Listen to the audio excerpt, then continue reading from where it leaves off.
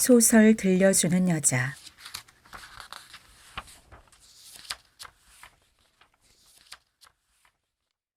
자, 땅을 재러 갈 시간이에요.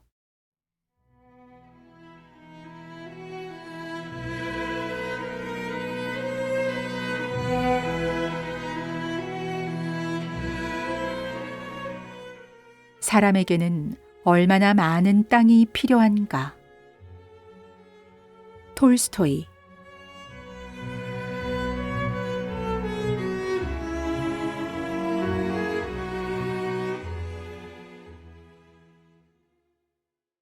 어느 날 도시에 사는 언니가 시골에 사는 동생을 찾아왔다.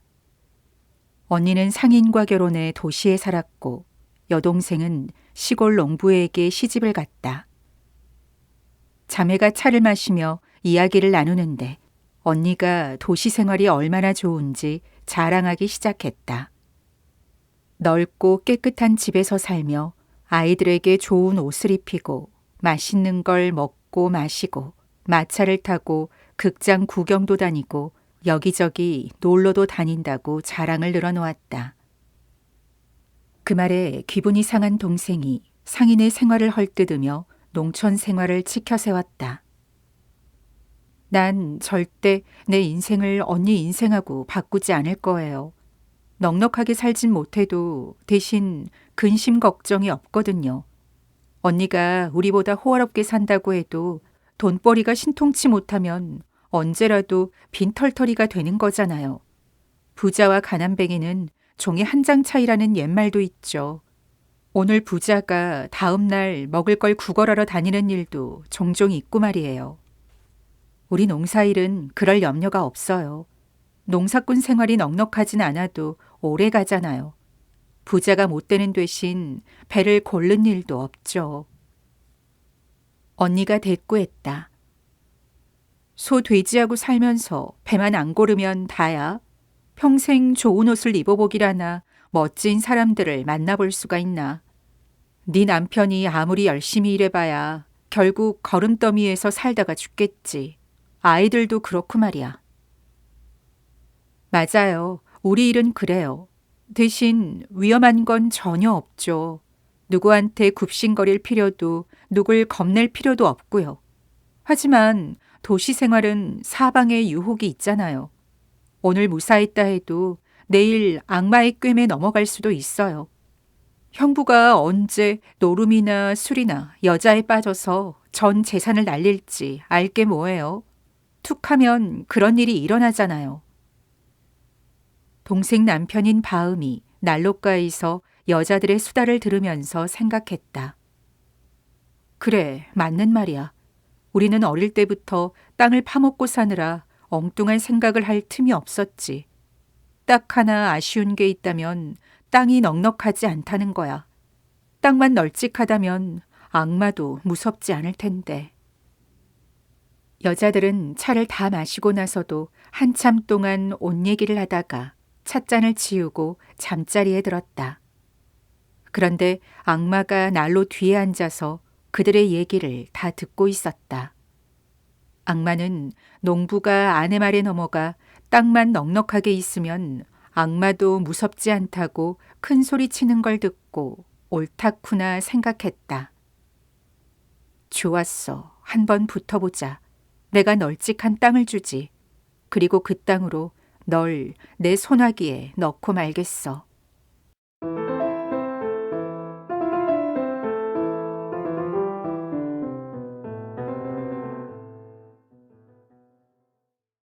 그 마을에는 여자 지주가 살았다. 그녀가 소유한 땅은 120데샤티나, 1데샤티나는 1920제곱미터 정도로 그렇게 넓지 않았다. 이 여자 지주는 지금까지 농부들과 아무 갈등 없이 잘 지내왔고 농부들을 괴롭히는 일도 없었다. 그런데 퇴역 군인을 관리인으로 고용하면서 문제가 생겼다.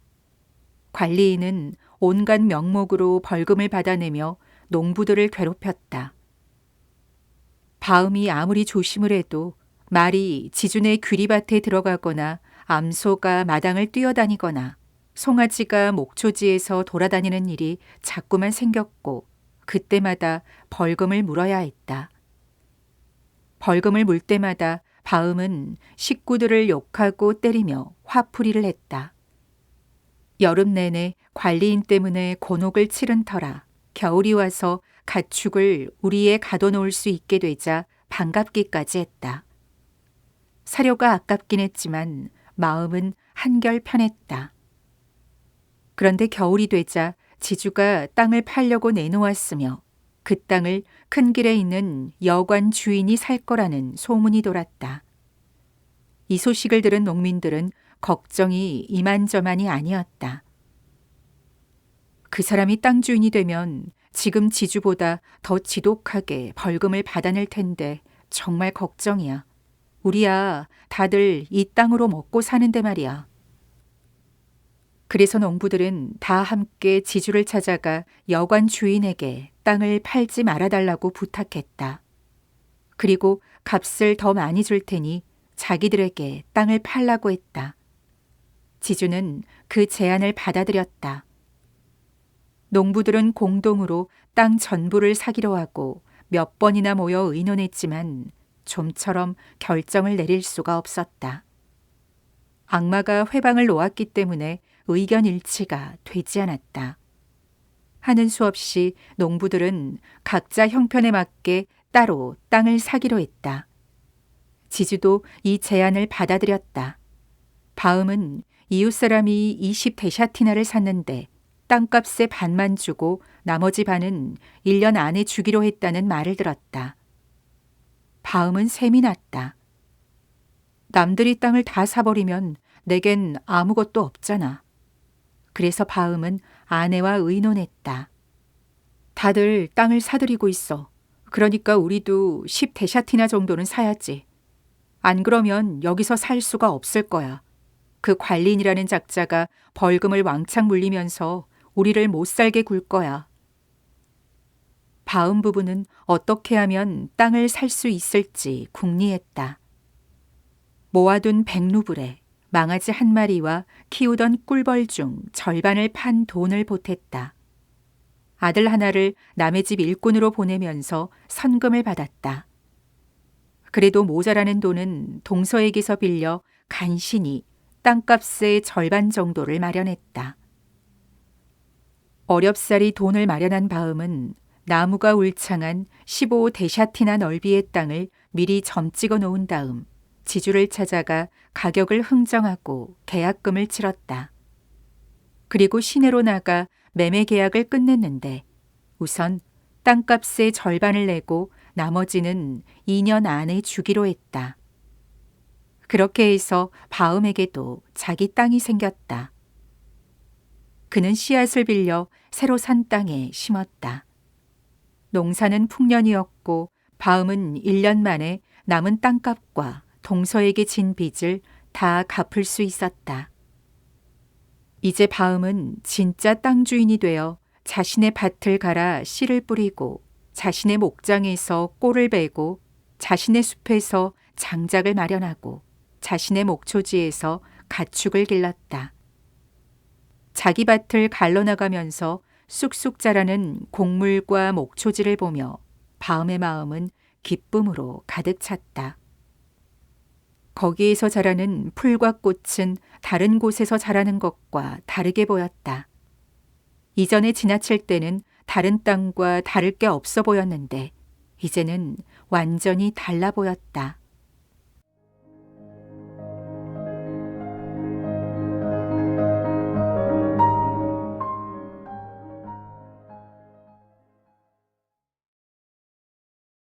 바음은 더 이상 바랄 게 없을 만큼 만족스러웠다.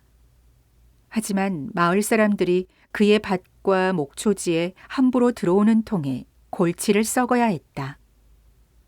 바음이 최대한 공손히 부탁을 해도 그들은 아랑곳하지 않았다.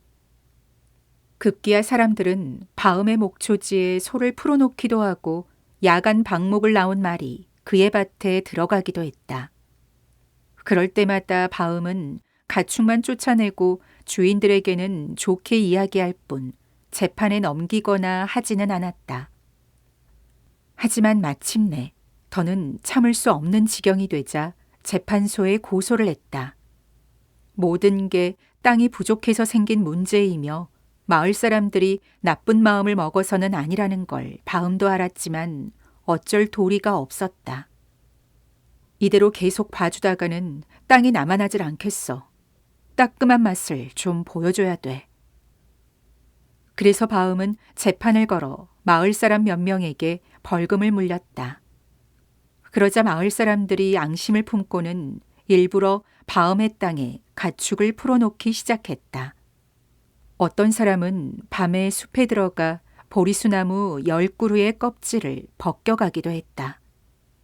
어느 날 바음이 숲을 지나는데 뭔가 허연 게 눈에 띄었다. 가까이 가보니 껍질이 벗겨진 보리수나무가 바닥에 쓰러져 있었고 나무가 잘린 곳에는 밑동만 남아 있었다. 숲 가장자리 나무를 베거나 한 그루라도 남겨두었다면 좋았을 텐데 그들은 몽땅 베어 놓았다.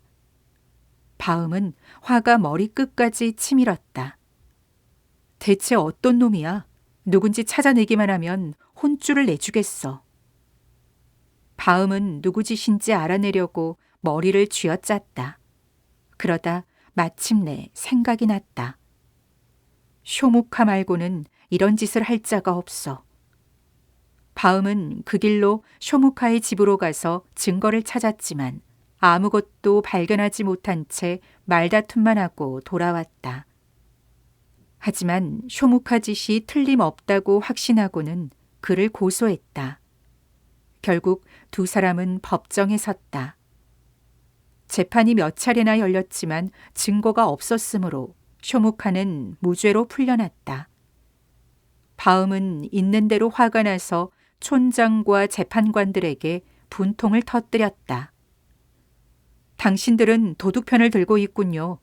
당신들이 올바로 살고 있다면 도둑놈을 풀어주는 일 같은 건 없을 거요. 급기야 바음은 재판관들과도 싸움을 벌였고 이웃 사람들과의 사이는 더 나빠졌다. 마을 사람들은 바음에게 집에 불을 지르겠다고 으름장까지 놓았다.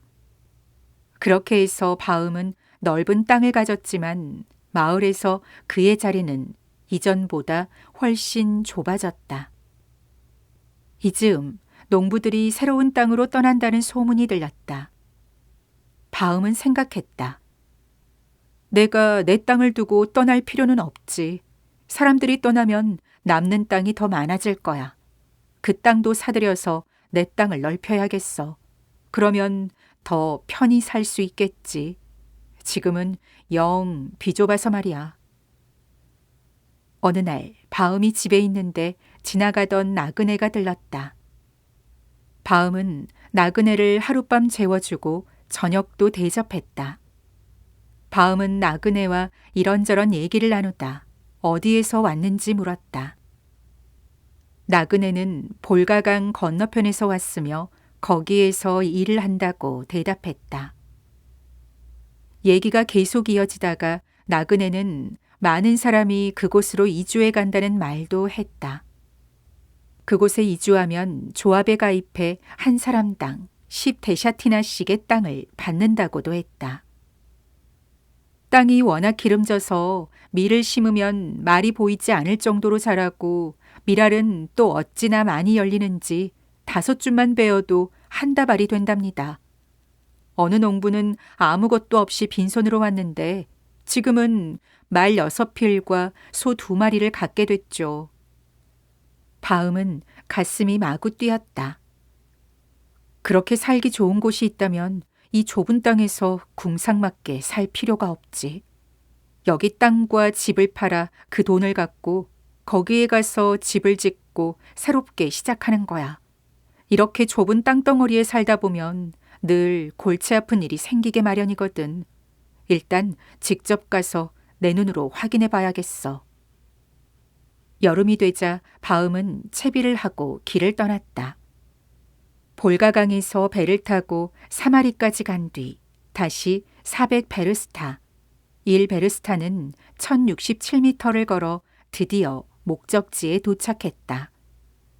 모든 것이 나그네가 말한 그대로였다. 농부들은 한 사람당 10데샤티나의 땅을 받아 여유롭게 살았으며 본인이 원하기만 하면 조합에 가입할 수 있었다. 뿐만 아니라 배당받은 땅 말고도 돈만 있으면 3루블의 가격으로 제일 좋은 땅을 원하는 만큼 살 수 있었다. 알아보고 싶은 걸 다 알아보고 나서 바음은 가을이 되기 전에 고향으로 돌아와 전 재산을 팔았다. 땅을 꽤 비싼 값에 팔았고 집과 가축도 모두 팔았다. 조합에서도 탈퇴한 뒤 봄이 오기만을 기다렸다가 가족을 데리고 새로운 땅으로 떠났다.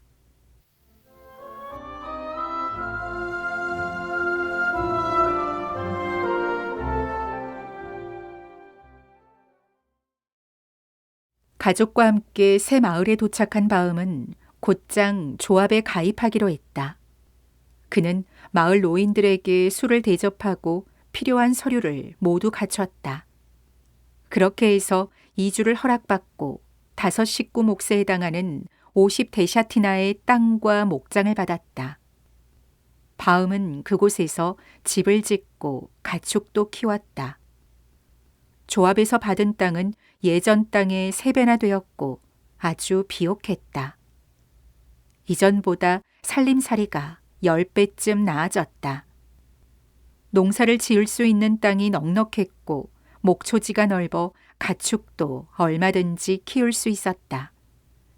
처음 새로운 마을에 와서 한창 집을 짓고 정착할 때만 해도 바음은 아주 만족스러웠다. 하지만 시간이 지나면서 그 땅도 좁게 느껴졌다. 첫 해에는 조합에서 받은 땅에 밀을 심어 풍작을 거두었다. 밀농사를 계속 짓고 싶었지만 조합에서 받은 땅이 부족했다.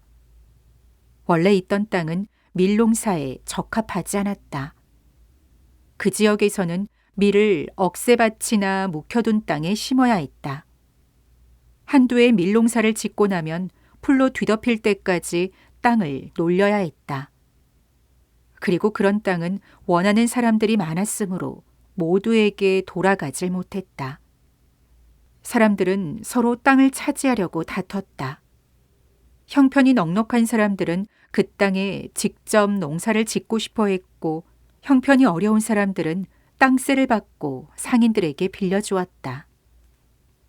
바음은 밀농사를 더 짓고 싶었다.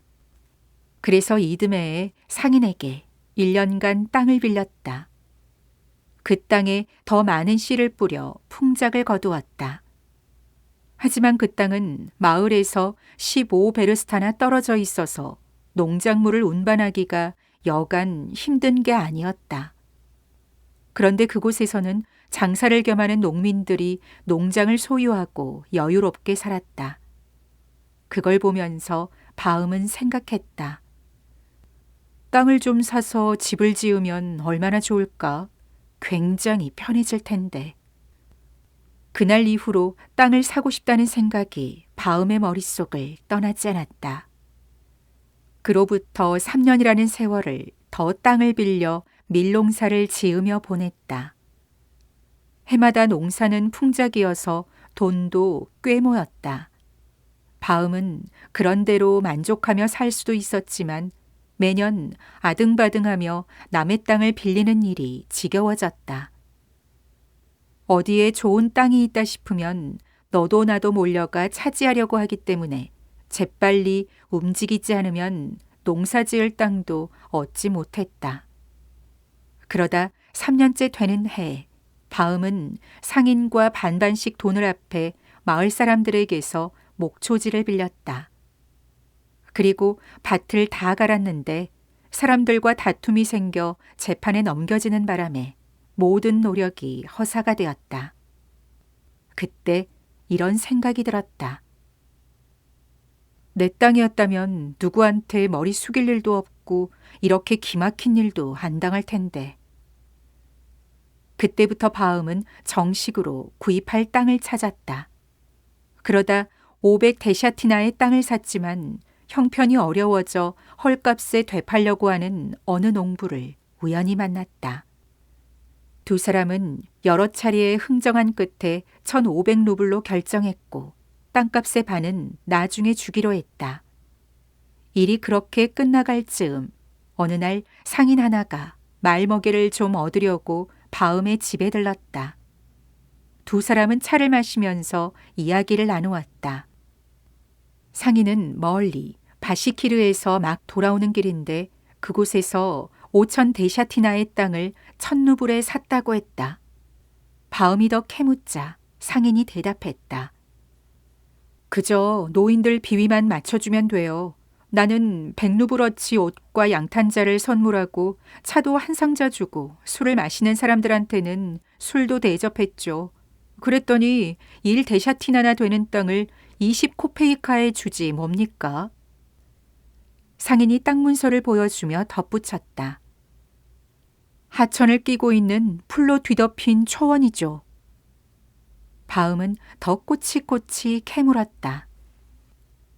땅이 얼마나 넓은지 1년 내내 걸어도 다 돌아보지 못할 정도예요. 다 바시키르 사람들 땅이에요. 그 사람들은 양같이 순해서 거의 공짜로 땅을 얻을 수 있다니까요. 그 말을 듣고 바음은 생각했다. 그렇다면 고작 500 데샤티나의 땅을 사느라 1,000루블을 날리고 거기다 빚까지 얻을 필요가 없는 거잖아. 거기에 가면 그 돈으로 엄청나게 넓은 땅을 살 텐데 말이야. 바음은 바시키르로 가는 길을 자세히 물었고 상인이 가고 나자 곧 떠날 채비를 했다. 집안일은 아내에게 맡기고 하인 한 사람을 데리고 길을 나섰다. 가는 길에 시내에 들러 상인이 얘기해 준 대로 차 한 상자와 술, 이런저런 선물을 샀다. 그리고 500베르스타 넘는 길을 걷고 또 걸었다. 그렇게 일주일쯤 됐을 때 드디어 바시키르 마을에 도착했다. 모든 게 상인이 말한 그대로였다. 사람들은 옆에 강이 흐르는 초원에서 양털로 만든 천막을 치고 살았다. 그들은 밭을 일구지도 않았고 곡식을 먹지도 않았다. 초원에서는 소와 말이 떼지어 돌아다녔다. 망아지는 천막 뒤에 묶어놓고 어미말들을 하루에 2번 그리로 보냈다. 말에서 젖을 짜 그걸로 술을 만들었다. 술과 치즈를 만드는 것은 여자들이었고 남자들은 그저 술과 차를 마시고 양고기를 먹고 필이나 불면서 한가롭게 지냈다. 사람들 모두 건강하고 쾌활했으며 여름 내내 빈둥거리고 놀기만 했다. 아주 무식하고 러시아어도 몰랐지만 성격은 정말 좋았다. 바음을 보자 사람들이 천막에서 몰려나와 그를 애워쌌다. 그들 중에 통역하는 사람도 있었다. 바음은 그에게 땅을 좀 사러 왔다고 말했다. 바시키르 사람들은 바음을 몹시 반기며 가장 좋은 천막으로 데려갔다. 그리고 양탄자 위에 방석을 놓고 거기에 바음을 앉히고는 자기들도 빙 둘러앉았다. 그들은 차와 술을 내오고 양고기 요리도 대접했다. 바음이 마차에서 차와 선물을 가져와 나눠주었다. 바시키르 사람들은 무척 좋아했다.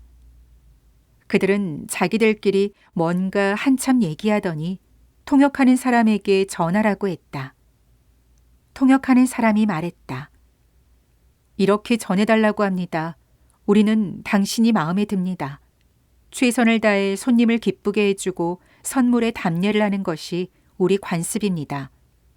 당신이 우리에게 선물을 줬으니 우리가 가진 것 가운데 당신이 원하는 게 있다면 뭐든 드리겠습니다.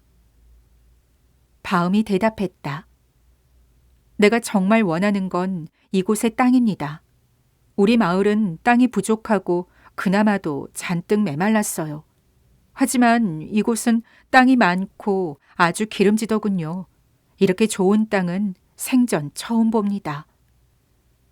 통역하는 사람이 바음의 말을 전하자 바시키르 사람들은 또 자기들끼리 한참을 이야기했다.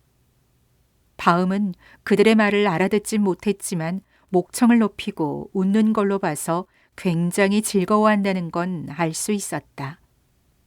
잠시 뒤 그들이 말을 멈추고 바음을 쳐다보았다. 통역하는 사람이 말을 전했다.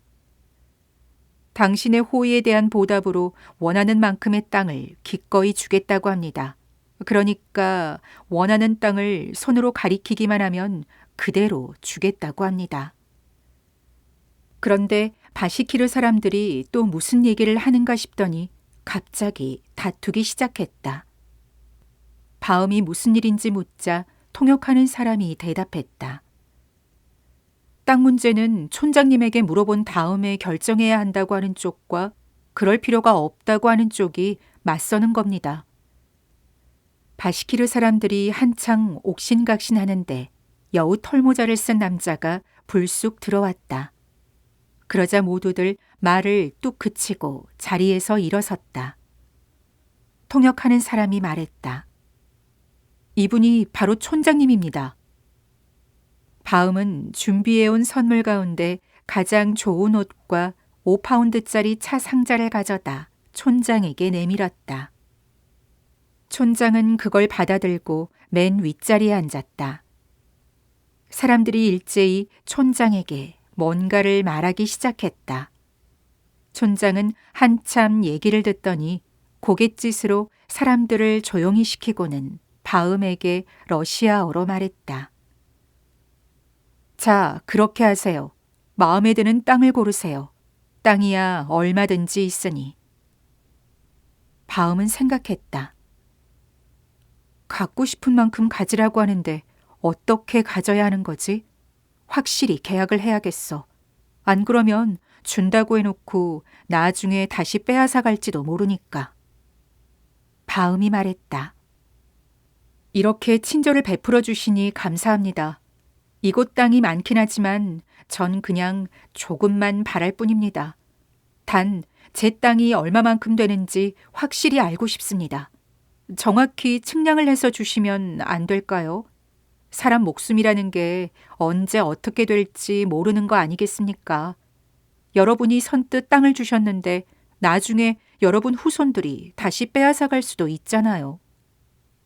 촌장이 대답했다. 맞는 말입니다. 원하는 대로 해드리지요. 상인 하나가 여기서 땅을 사고 문서를 받았다는 얘기를 들었는데 제게도 그렇게 해주셨으면 합니다. 촌장은 그 말뜻을 알아듣고 대답했다. 그러지요. 전혀 어려운 일이 아니에요. 이곳에도 서기가 있으니 함께 시내에 가서 서류에 도장을 찍도록 합시다. 그런데 땅값은 얼마인가요? 여기에서는 값이 다 똑같습니다. 하루에 1,000루블입니다. 바음은 무슨 말인지 알아들을 수가 없었다. 하루라고요? 그건 어떻게 재는 건가요? 몇 데샤티나쯤 되는 건가요? 우리는 그런 식으로 계산하는 건 모릅니다. 하루 단위로 땅을 팔지요. 하루에 걸어서 갔다 온 만큼 땅을 가질 수 있는 겁니다. 그 하루치가 1,000루블인 것이죠. 바음이 깜짝 놀라 물었다. 하루에 돌 수 있는 땅이 상당히 넓을 텐데요. 촌장이 웃으면서 대답했다. 그 땅을 다 갖는 겁니다. 단 조건이 하나 있어요. 그날 안으로 처음 출발했던 곳으로 돌아오지 못하면 돈을 잃게 됩니다. 그런데 내가 다닌 곳을 어떻게 표시하나요? 당신이 출발하고 싶은 장소를 정하면 우리가 같이 갈 겁니다. 그리고 거기에서 기다리고 있을 테니 당신은 삽 하나를 들고 그 지점을 출발해 돌아오면 되는 거예요. 어디든 원하는 곳에 표시를 하세요. 그러니까 방향을 바꿀 때마다 삽으로 땅을 파고 풀을 심어두는 거지요. 그러면 나중에 우리가 가서 쟁기로 각 구덩이를 연결할 겁니다. 얼마나 멀리까지 가든 상관없지만 해가 지기 전에는 꼭 출발했던 곳으로 돌아와야 합니다.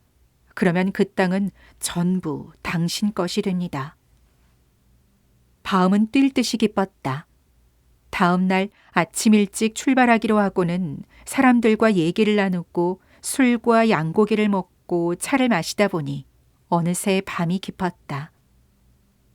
바시키르 사람들은 다음 날 아침 동이 틀 때 모여 해가 뜨기 전에 약속 장소로 나가기로 하고 바음에게 푹신한 깃털 이불을 내준 뒤 각자 천막으로 돌아갔다.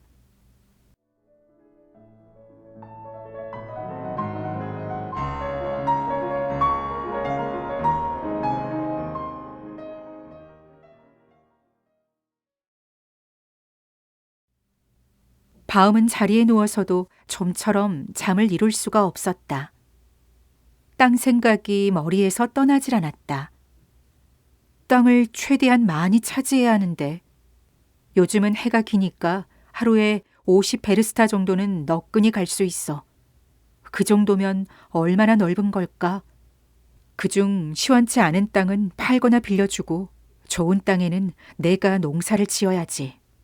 소 2마리와 쟁기를 사고 일꾼도 2사람 고용해서 50데샤티나 정도의 농사를 짓고 나머지 땅에는 가축을 길러야지. 바음은 뜬 눈으로 밤을 지새우다 새벽녘에 깜빡 잠이 들었다. 그리고 잠이 들자마자 꿈을 하나 꾸었다. 꿈에서 그가 천막 안에 누워 있는데 밖에서 누군가 웃는 소리가 들렸다. 누구인지 궁금해서 밖으로 나가보니 바시키르의 촌장이 천막 앞에 앉아 배를 움켜쥐고 몸을 흔들면서 웃고 있었다. 바음이 촌장에게 가서 물었다. 왜 그렇게 웃고 있습니까? 그런데 다시 보니 그는 촌장이 아니라 얼마 전 바음 집에 와서 땅 얘기를 해주던 상인이었다. 바음이 여기는 언제 온 거요? 하고 물으려는 순간 상인의 모습은 예전에 볼가강 너머에서 왔다던 농부로 변해 있었다. 하지만 또다시 보니 농부도 아니었다. 뿔과 발톱이 달린 악마가 낄낄거리며 웃고 있었고 그 앞에 어떤 남자가 맨발에 바지와 셔츠만 입은 채 땅에 쓰러져 있었다. 바음이 가까이 가서 자세히 들여다보니 남자는 죽어 있었는데 그는 바로 바음이었다. 그 순간 바음은 소스라치게 놀라며 눈을 번쩍 떴다. 아, 꿈이잖아. 주위를 두리번거리니 열린 문틈으로 부옇게 날이 밝아오는 것이 보였다. 어서 사람들을 깨워 출발해야지. 바음은 자리에서 일어나 마차에서 자던 하인을 깨워 말을 준비하게 하고 바시키르 사람들을 깨우러 갔다. 자, 땅을 재러 갈 시간이에요.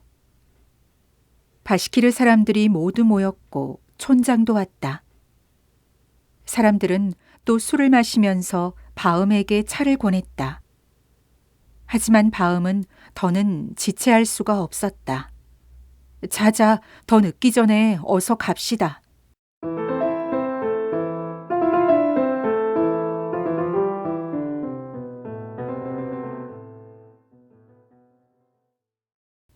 바시키르 사람들이 준비를 마치고 출발했다. 어떤 사람은 말을 타고 어떤 사람은 마차를 타고 갔다. 바음은 삽을 준비하고 하인과 함께 자신의 마차에 탔다. 초원에 도착하니 날이 환하게 밝아왔다. 바시키르어로 시앙이라는 언덕에 오른 다음 모두들 말과 마차에서 내려 한데 모였다. 촌장이 바음에게 다가와 한 손을 들어 들판을 가리키면서 말했다. 자, 눈앞에 보이는 이 땅이 전부 우리 땅입니다. 어디든 마음에 드는 곳을 고르세요. 바음의 눈이 반짝거렸다. 땅은 온통 풀로 뒤덮인 데다 손바닥처럼 평평했으며 양귀비 씨처럼 검었다.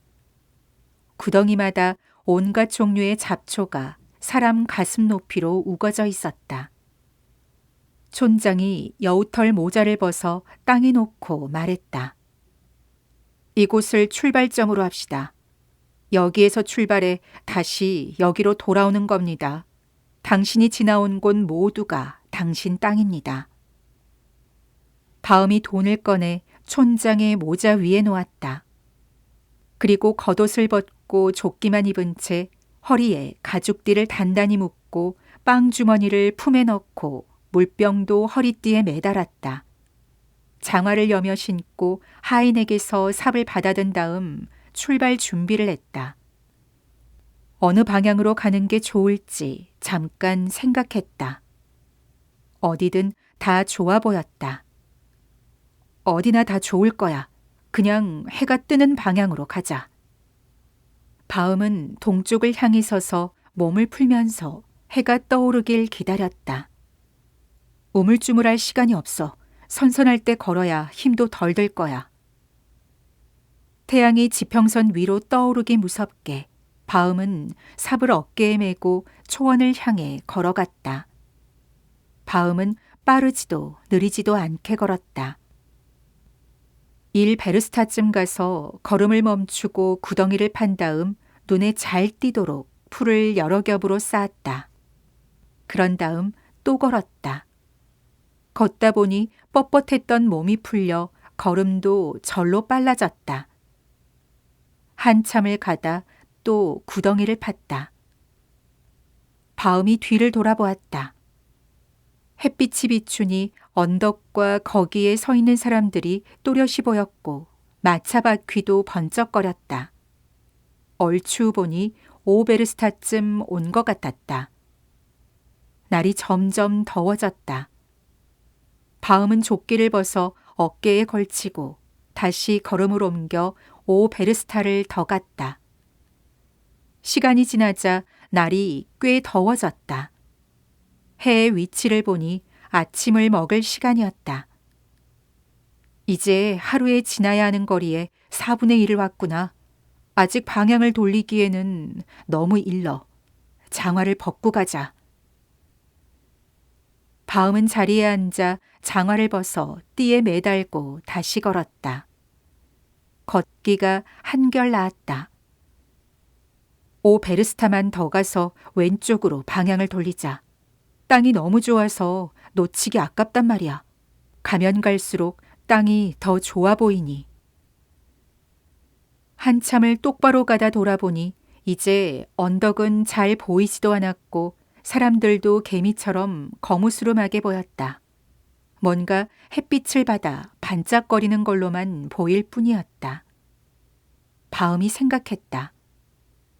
아, 이제 올 만큼 왔으니 방향을 돌려야겠어. 땀을 흘렸더니 목도 타고 말이야. 그는 멈춰 서서 커다란 구덩이를 파고 풀을 여러 겹 쌓았다. 그런 다음 물병을 열어 물을 마시고 왼쪽으로 방향을 돌렸다. 그는 걷고 또 걸었다. 풀이 꽤 높이 자라 있었고 날도 몹시 더웠다. 바음은 슬슬 지치기 시작했다. 태양을 보니 한낮이었다. 자, 이쯤에서 좀 쉬어야겠어. 바음은 자리에 앉아 빵을 먹고 물로 목을 축였다. 하지만 눕지는 않았다. 누웠다간 그대로 잠이 들 것 같았다. 잠깐 앉았다가 또 걸었다. 빵으로 배를 채웠더니 기운이 나서 처음에는 그런 대로 걸을만 했다. 하지만 날은 점점 무더워지고 졸음이 쏟아졌다. 그래도 걸음을 멈추지는 않았다. 1시간 고생하면 평생을 편하게 살 수 있어. 같은 방향으로 한참을 걷다가 왼쪽으로 돌려는 찰나 바로 앞에 물기를 잔뜩 머금은 땅이 있었다. 놓치기 아까운걸. 아마를 심으면 잘 되겠어. 결국 그 땅 너머까지 가서 구덩이를 판 다음에야 방향을 돌렸다. 다시 언덕을 돌아봤다.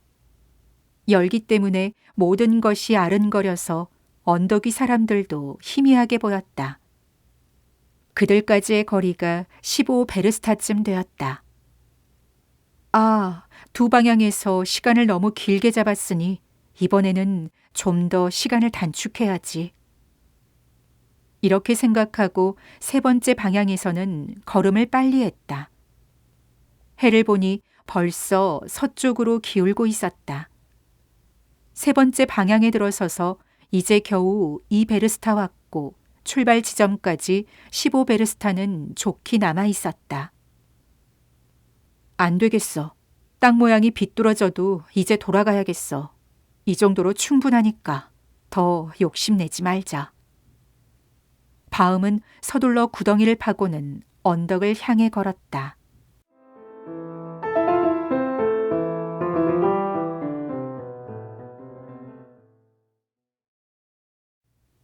언덕으로 가는 길은 여간 고역스러운 게 아니었다. 온몸이 땀으로 흠뻑 젖었고 맨발은 긁히고 상처가 났으며 다리는 힘이 빠졌다.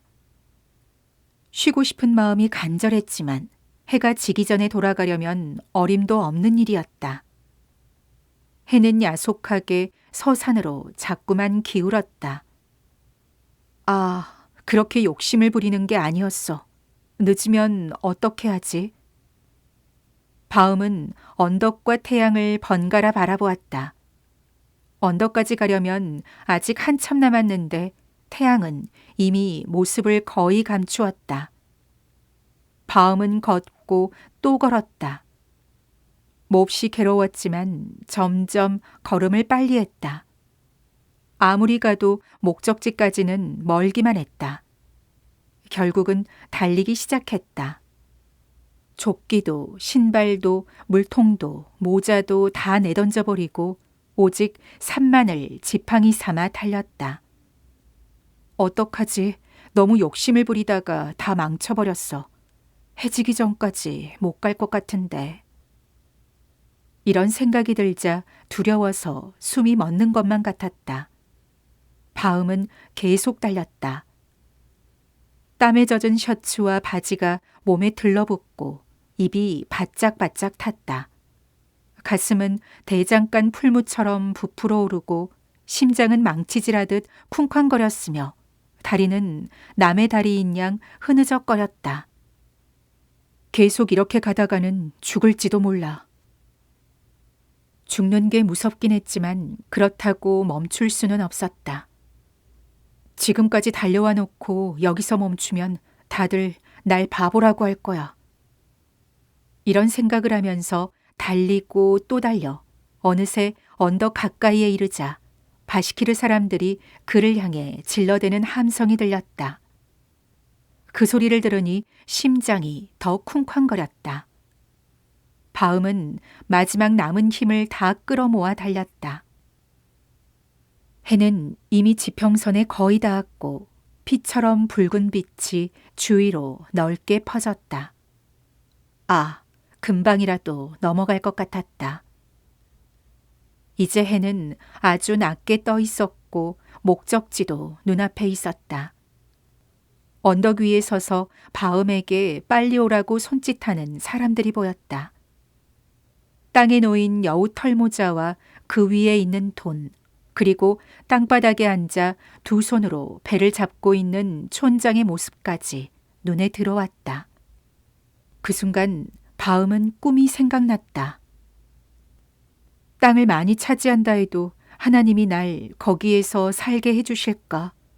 아, 이제 다 끝났어. 내가 다 망쳐버렸어.